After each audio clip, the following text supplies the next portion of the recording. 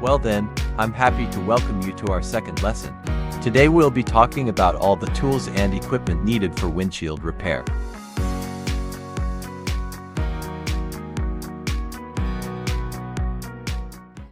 Let's get started. First and foremost is the injector, which consists of two main parts. Our kit also includes a special adapter. This little piece here. We'll work with these materials hands-on during practice, and I'll explain everything in detail.